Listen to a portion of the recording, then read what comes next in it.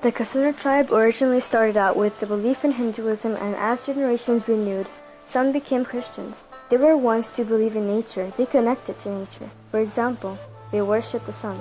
The Kusunda people were still living the old way, which was them surviving off hunting. These people were considered hunters and gatherers.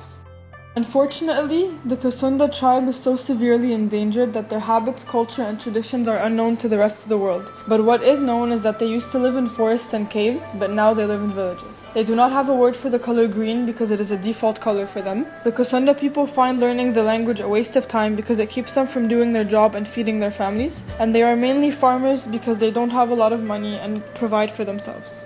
The tribe's original language was Kusunda, but over the years, modern Kusunda people have adapted to speaking Nepali due to their living in Nepal. Kusunda is a language isolate, but Gyani Maya Sen is the only woman alive that can speak the language.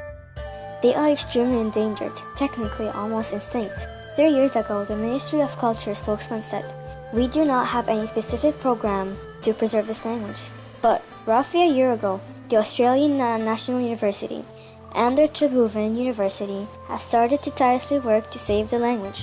This goal has been achieved through developing text, grammar, vocabulary, and compiling voice recordings. Young Nepali Bojraj Kotam has recently learned to speak Kusunda.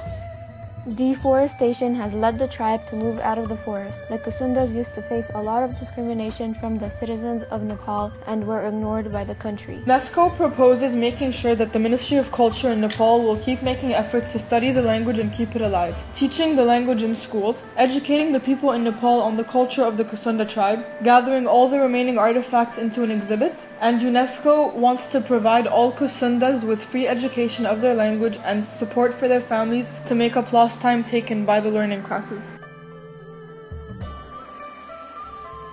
हाँ, अब भाषा सीखने की कोशिश करके क्या करना। अब भाषा सीखने लग जाएंगे तो अब क्या खाना क्या पीना, किसानी भी करना पड़ा। आय स्रोत तो हमारे पास है नहीं, नौकरी वोकरी नहीं है, पैसे नहीं आता, तो कहाँ से भाषा सीखने लगे। भाषा सीखने लगे तो क्लास लेना पड़ेगा।